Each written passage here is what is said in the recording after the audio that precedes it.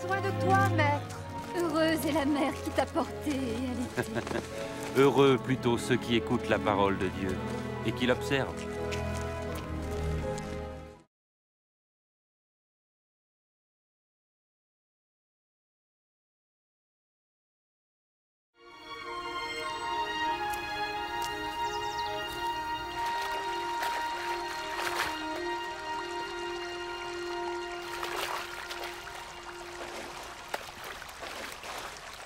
Apprends-nous à prier, comme Jean l'a appris à ses disciples.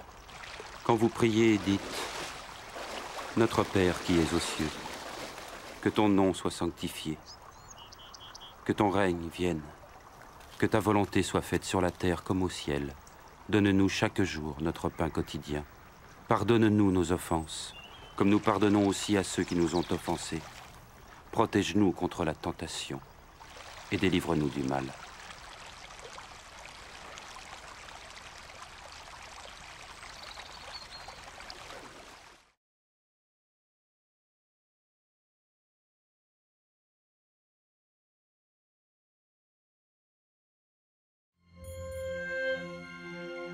Dans les Saintes Écritures, Dieu déclare que le Messie viendrait pour être le sauveur du monde.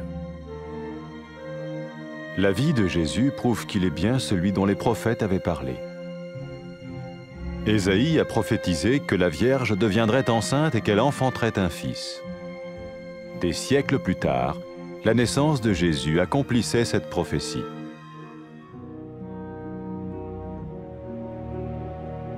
Les Saintes Écritures déclaraient que le saint à naître serait appelé le Fils de Dieu.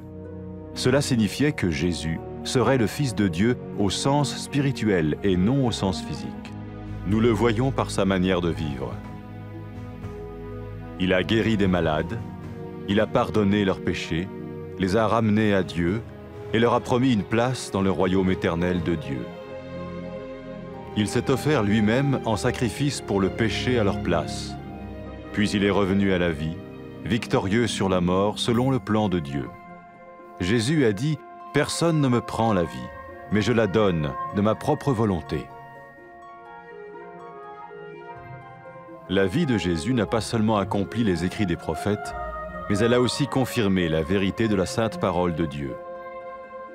Les prophètes avaient écrit « Ta parole, ô mon Dieu, est parfaite, elle dure à toujours. » Jésus lui-même a dit « Le ciel et la terre disparaîtront, tandis que mes paroles ne disparaîtront jamais. » Jésus est venu pour nous donner la vie dans toute sa plénitude. Et quand l'homme a désobéi à Dieu dans le jardin d'Éden, il a choisi sa propre voie et ses actions l'ont séparé du Créateur.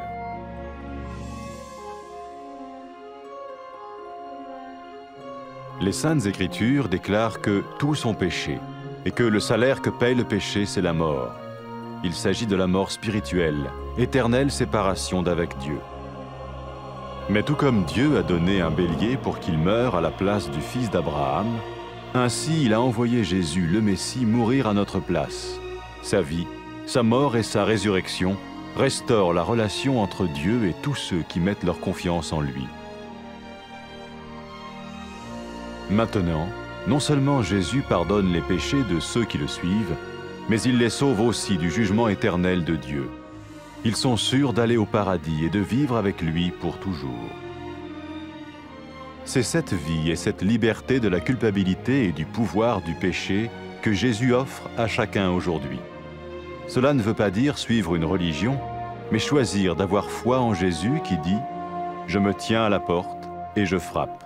Si quelqu'un entend ma voix et ouvre la porte, j'entrerai chez lui. » Cela veut dire se tourner vers Dieu et croire que Jésus vient dans nos vies pardonner nos péchés et nous rendre tels qu'il veut que nous soyons. Il ne suffit pas d'approuver intellectuellement ce qu'il dit, ni de vivre une expérience émotionnelle. Nous le recevons par grâce, au moyen de la foi, par un acte de notre volonté. Lorsque quelqu'un est prêt à suivre Jésus le Messie, il peut lui parler par une simple prière. Peut-être êtes-vous prêt maintenant à ouvrir votre vie à Dieu. Si oui, vous pouvez vous joindre à la prière suivante, silencieusement. dans votre cœur. Seigneur Jésus, j'ai besoin de toi. Merci d'être mort sur la croix pour mes péchés.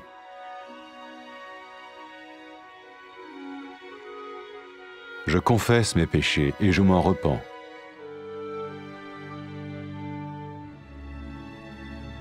Je t'ouvre la porte de ma vie et je te reçois comme mon Sauveur et Seigneur.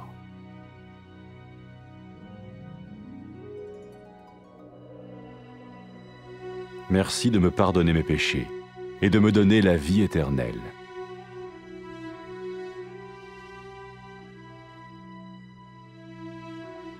Fais de moi le genre de personne que tu veux que je sois. Maintenant que je deviens l'un de ceux qui te suivent. Amen.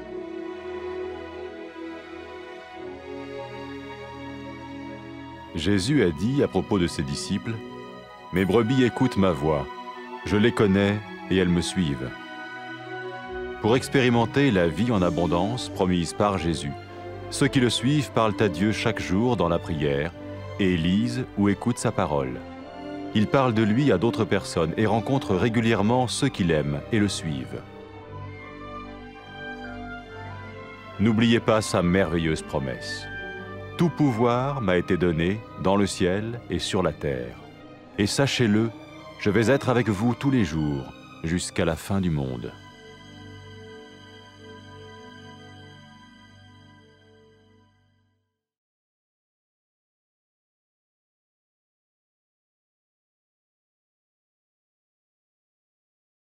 Ti na duhesh o Zot. Lum nëna që të lindi e të rriti. Më mirë lum ata që dëgjojnë fjalën e Zotit dhe i binden.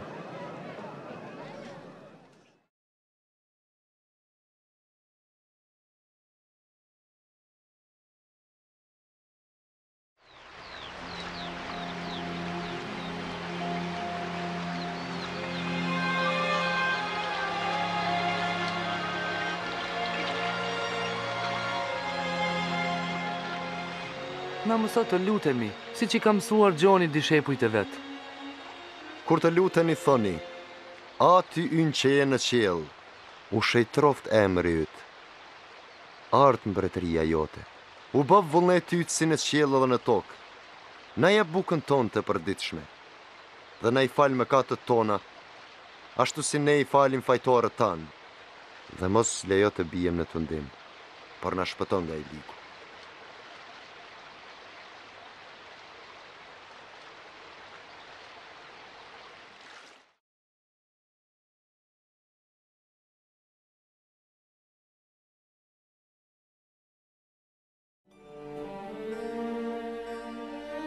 Në shkrimet e shenjta Perëndia ka thënë se Mesia do të vinte për të qenë shpëtimtari i botës.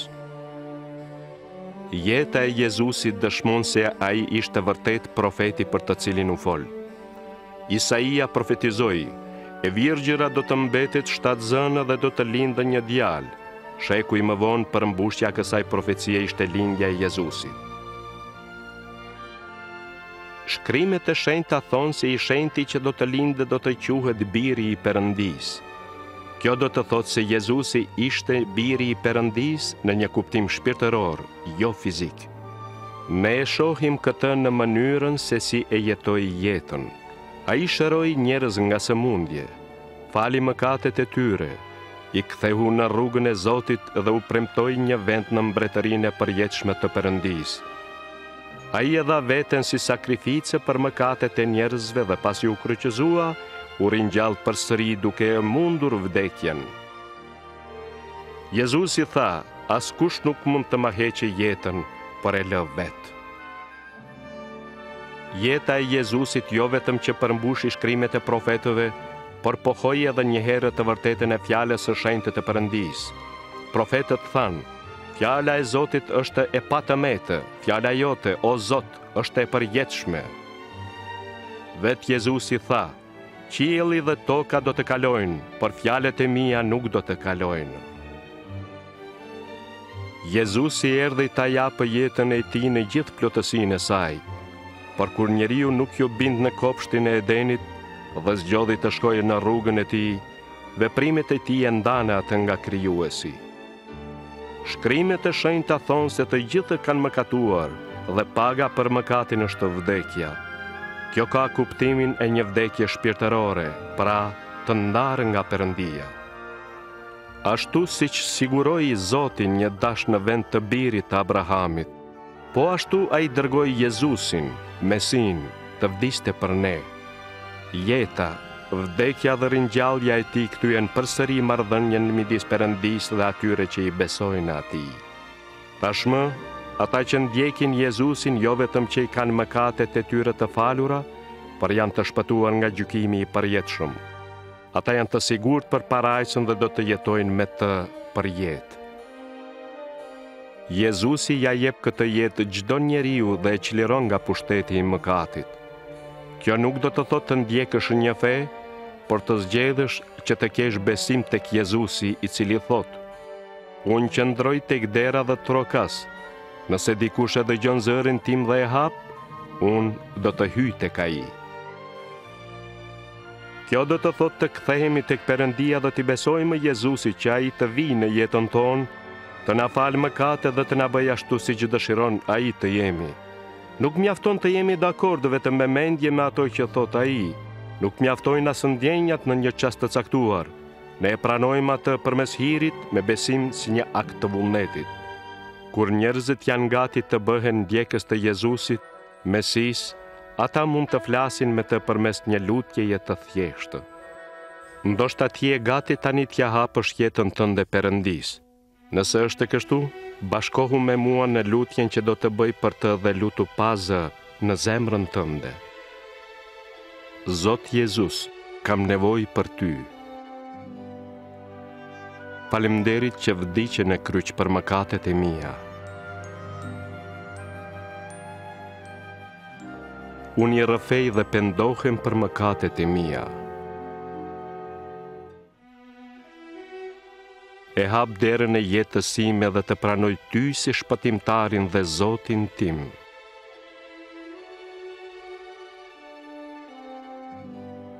Faleminderit që mi fale mëkatet dhe më dhe jetën e përjetshme.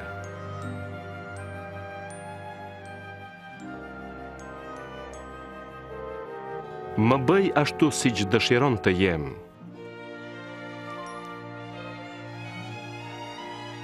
Ndërsa bëhem një nga ndjekësit e tu.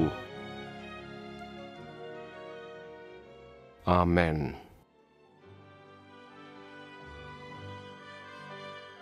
Për ata që janë të tij të Jezusi tha: Delet e mia e njohin zërin tim, unë i njoh ato dhe ato më ndjekin. Që të përjetojnë në jetën me bollëk, të cilën ai ua premtoi. Ndjekësit e tij flasin me Perëndinë çdo ditë në lutje dhe lexojnë ose dëgjojnë në fjalën e tij. Ata u tregojnë të tjerëve për të dhe takohen rregullisht me ata që e duan dhe ndjekin atë. Mos harro premtimin e tij të mrekullueshëm. Mua më është dhënë çdo pushtet në qiell e në tokë, dhe ja, unë do të jem me ju gjithë ditët deri në mbarim të botës.